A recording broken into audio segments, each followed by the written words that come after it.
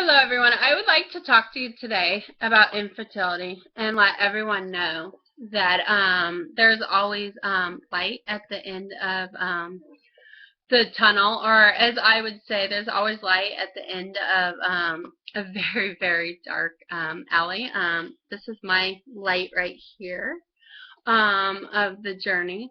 Um, my husband and I were married July 7th, 2007, and we decided to start trying right away. We thought that, we'd get pregnant on our honeymoon, that was our plan. And so we decided to start trying right away.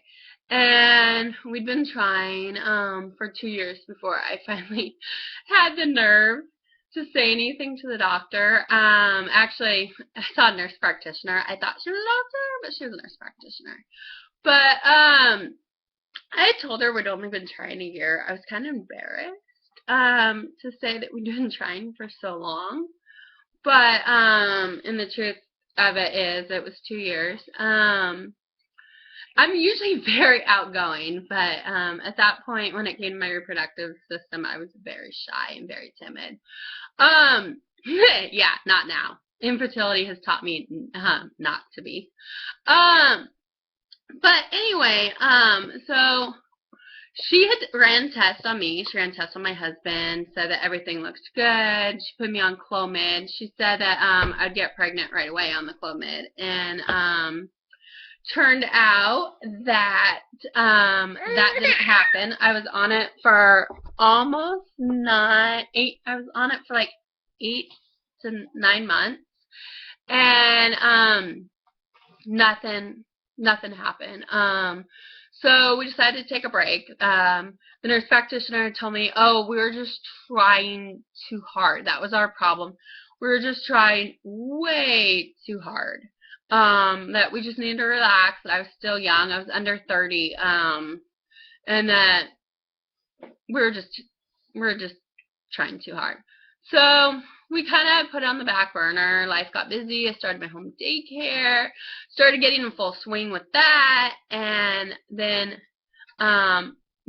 December 2011, my period was late. I mean, I'm not sure why. It was like crazy late. Kept taking tests. They were negative. I was never pregnant, but it gave me a wake-up call. It was like a, hello, time is ticking. And so we started looking into things, and at that point I was 31, and we started looking into things, and I found a doctor. It took a little bit to find a doctor, but I found one. The doctor that I had seen, or the nurse practitioner I had seen, their office had shut down. And plus I wanted a doctor at this point. I didn't want a nurse practitioner. We found one. The doctor that I saw, he's like, oh, I'll give you a couple shots. We'll do IUI. You'll get pregnant like that. And IUI is where they take the husband's sperm and they shoot it up, and yeah. And anyway, so yeah, we tried the IUI. We did 2 rounds of that. One time when the doctor was giving me my shot for the IUI, he even told me, he's like, it's my job to get you pregnant. And my husband and I are like, yeah, right, doctor. It is the husband's job, but yeah, right. So anyway, so we did the IUI and did it 2 rounds, didn't work. We were going to do a 3rd, but my husband is a football coach, and he was going off to football camp and wasn't going to be around for the crucial point. So we decided to put it off. And then we ended up deciding, IUIs didn't work. Let's look into IVF. So we decided to look into IVF, and we found a reproductive clinic that was 3 hours away. And we did the testing that he wanted to do. He redid my husband's sperm test, and he said that my husband's sperm was misshapen, and that there was no way that the sperm could penetrate the egg, and that could be part of our problem. So we're like, okay, but with IVF, they can take the egg, or they can take the sperm and shoot it right into the egg. So that's what we needed. So we're going to do IVF. No big deal. Well, we went in for our mock embryo transfer, and he had told me that he had tested my egg quality. And my egg quality was way too poor, he said. He said that he'd never seen a 32-year-old with such poor egg quality. So, sorry, someone's trying to grab the computer. So we, decided, or they wanted us to do egg donor. But that was like 30 grand. We're like, we don't have 30 grand. We're borrowing the 15 grand from both sets of parents, both my husband's parents and my parents, to be able to afford to do it. So we're like, yeah, not gonna happen. But one of my friends had told us about embryo adoption, and we had I knew from having the daycare that we could love a child that was not genetically ours. I love those daycare kids as if they were my own nieces and nephews, and so did my husband. He loved them too. So we knew that we could love a child if it wasn't even genetically ours. So we decided to do embryo adoption. This was a great option. We could go through with a pregnancy, you know, and we could experience everything. So we decided on embryo adoption. On May 9th, 2013, I get a phone call from the gal at the embryo adoption agency saying that she had great news, that a couple in Washington had picked us to adopt their 8 embryos. 8. I mean, that gives you pretty good chances, and at least in our mind it did. So we couldn't be more excited. August 7th, 2013, we go in for our very first embryo transfer, and we were excited. I thought I was going to get pregnant with I was going to get pregnant with twins. This was going to be awesome. You know, I mean, yeah, this was going to work. Well, August 16th, sorry, my dates are mixed in. August 16th, we get a phone call from, after doing our blood test from the clinic, saying that we weren't pregnant. The embryos didn't take. And we only had 4 left because they defrosted 4 for our first transfer. 2 didn't make the thaw, and 2 did not make the thaw, and 2 had, and they had transferred them.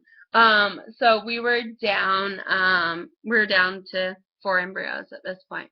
We decided that we were going to try right away, give it a second try, but I had to have my gallbladder out. I was having gallstones, so we had to wait a little bit. December 12th, 2013, we went in for our second embryo transfer. We were excited. We're like, this is going to work. We've heard that the first transfer, you know, sometimes doesn't work, but the second one, it usually does.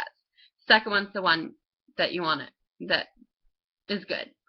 So we went in for our second embryo transfer, and everything looked good. My lining was awesome.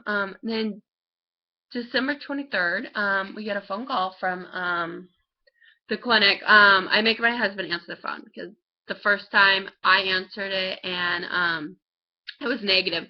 So I thought, you know what, if my husband answers it, then it will be positive. This will be great news, you know. Yeah.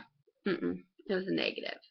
So after the second embryo didn't make the thaw, after the second transfer did not work, we decided to start looking into domestic adoption. So we had to redo our home study because our home study for domestic adoption wasn't good, or didn't work for our home study for embryo adoption. Our home study for embryo adoption did not work for domestic adoption. So we had to redo our home study. Then we were in the process of still trying to go through with our last embryo transfer too. We had planned to do an embryo transfer July, the end of July. Well, it turned out that we had moved our last embryo. The clinic where our embryo was at didn't believe in doing ultrasounds for transfer, and we found out that could have been the reason why my transfers didn't work. I mean, it could have been. There's no way to prove it. It could have been. So we decided to move the last embryo to give it the best chance that we could. So we moved the last embryo to a different clinic. The new clinic wanted us to do testing.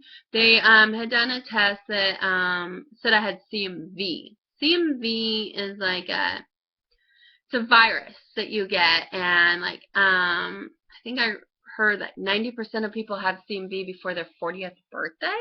Might be 80%, but anyway, high percentage of people having it before their 80th birthday. Or 40th birthday, before their 40th birthday. But anyway, most people have it in childhood. No big deal. CMV is kind of like chickenpox, that once you've had the virus, it won't flare up ever again. So, and so we had to put the transfer off because they said I had CMV. So we were going to retest in October. It's usually in your system for 6 months. You don't show any signs of it. So that was the plan. Well, the end of July, when we were going to do our transfer, I ended up getting pregnant naturally. And I found out August 25th that I was pregnant. I had taken a home pregnancy test, that there was something inside my head that had told me to take the test that was underneath my bathroom sink. And so I'd taken the test, and it was positive. I'm like, no way, this can't be positive. The doctor told us that we couldn't do IVF because my egg quality was too poor. We only had a 5% chance even with doing IVF to get pregnant. My husband's sperm's supposed to be misshapen. This can't be possible. Like, how could I be pregnant?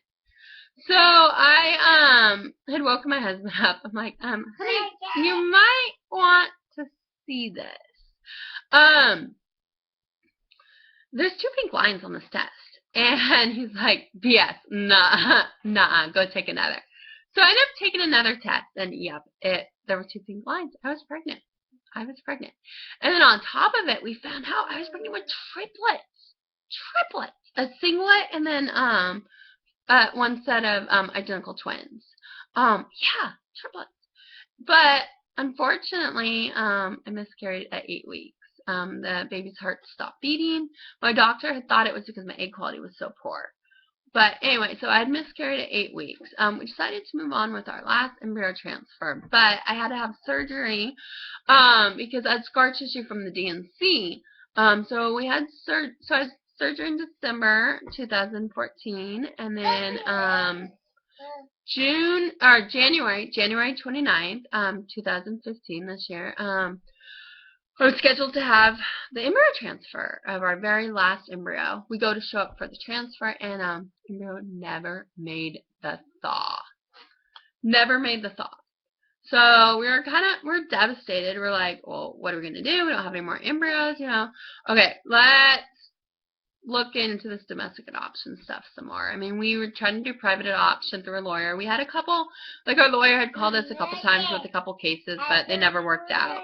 And then we had a couple people, like we had Facebook pages and stuff, and we had a couple people contact us, but they were all end up being scams. I mean, we found out right away that they were scams. I mean, it didn't go more than just like a phone call before we found out, or before we ended it talking to them. But anyway, so yeah. So we were 2 months at that point from our finding out that our homestay was going to expire, and we're like, okay, well, what are we going to do? We kind of started looking into things, and then we a month before our homestay was about to expire, my husband and I were talking. We're like, what are we going to do? Our homestay is going to expire. Do we want to renew it? What do we want to do?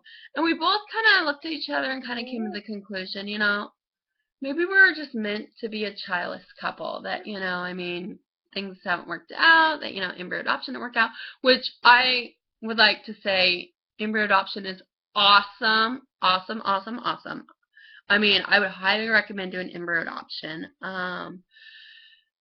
It's something that we needed to do to know that we tried, that, it would be knowing about embryo adoption and not trying it, it would have always been a what if in our mind.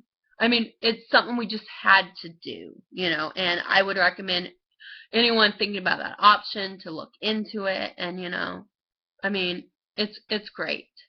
But anyway, so we had decided that maybe we're just meant to be a childless couple. Well, the very next day, our social worker had called us and told us that she had a friend with an adoption agency in Missouri that had some birth parents of a 1-month-old that was looking for a childless couple that they'd like to place the child with. They had tried to parent, and they're just young, and things just didn't work out with trying to parent. Yes, Leon. Yes.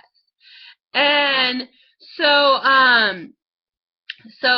we sent off our social worker asked us to send off our profile to her friend. So we sent it off. We thought, okay, what do we have to lose? I mean, the only thing we have to lose is our time of transferring our prior file from Shutterfly onto a Word document so we could email it off. I mean, we really don't have much to lose. So we decided to go ahead and do it, even though I was griping. I'm like, it's a waste of my time. They're in Missouri. We're in Washington. It's just a waste of my time. Well, I emailed it off on a Monday night. On Tuesday morning, the birth parents were looking at the profiles. Wednesday morning, I get a phone call from the gal at the agency. How fast can you come to Missouri? The birth parents, you're the only ones they want to meet, you know. How fast can you come to Missouri? I'm like, what? Yeah, how fast can you get to Missouri? Let me work on that one. Okay. So I call my husband up at the school, and I say, I need to talk to him ASAP. And I've never called his school that he teaches at before, so, you know, they kind of knew, like, okay, let's let her talk to him. In the 2 years he's worked here, she's never demanded to talk to him right away. So he gets on the phone, and I'm like, hey, hon, how fast can we get to Missouri? And he's like, what? Are you serious? I'm like, yeah, how fast can we get to Missouri? So we got on the airplane the next day, and we flew out. And then we met his birth parents on a Friday. So we flew out on Thursday. We met his birth parents on a Friday. We met with them for 3 hours. Everything went great. It was awkward at first, and then after a while, it was like just talking to some friends. And then on Saturday, we met him. And he was almost 2 months. He was a couple days away from being 2 months old. And we hung out with him for 4 hours at the mall with his birth parents. And it was awesome. And actually, the ironic thing is he was born right when I was cycling to do our last embryo transfer. And he was actually born on the exact same day that I had my estrogen blood test. When you do IVF or you do embryo transfers, they test your they're halfway through the cycle, they test your estrogen to see where it's at to be able to do a transfer. So anyway, he was born on the day that I had that test. Yeah, a little ironic. And we got the call to adopt him when I should have been having the triplets that I miscarried, going by the average triplet delivery, not by a 40-week delivery, but the average triplet delivery was when we got the call to adopt him, was when I should have been having them. So I believe that they're his guardian angels, and that they help send him to us, and that they watch over him. Yeah, your sisters watch over you, don't they? Yeah, we found out through testing from the DNC that the triplets were girls. But yeah, your sisters watch over you, huh? And so yeah, I mean, we felt he was meant to be our son. But 25 minutes, birth parents were supposed to go into the lawyer's office on a Monday, 25 minutes before they were supposed to sign. We get a text message from his birth mom saying that the birth dad can't sign, that, you know, it was off, that they weren't going to go through with this. I mean, we're devastated. I couldn't eat that day. I mean, we're heartbroken. But I could not be mad at his birth parents because I knew how hard it was to lose a child after losing the triplets. I mean, I can imagine raising a kid for 2 months and then giving him up. I mean, I knew that it was tugging at their hearts. So I could not be upset with them at all for changing their mind, but I was still really heartbroken about it. And I find that, yeah, it's sad that I had miscarried, but I find that helps me relate to his birth parents to know that loss of a child. I know it's not the same loss, but it's still a loss of a child. But I just like to share that, there's always a good, even at the darkest time, and you think all hopes are gone, that, you'll never be a parent. You never know. You might be asked to jump on an airplane the next day and go pick up your child. I mean, you don't know how you're going to get your child. You might get a surprise pregnancy after being told that you're not allowed, that you're not able to get pregnant, that it's not possible. And then, boom, you might get that surprise pregnancy. You never know how you're going to end up with your kid. But, he is just the light of my life. I know he's meant to be my son. I mean, he is definitely meant to be my child, and I love him so much. But, I mean, don't lose hope. I mean, don't lose hope. There's always a way that it can happen. So good luck to everyone, and thanks for listening to my story, and thanks. Here, can blow my kiss, so, ah, ah. Thank you.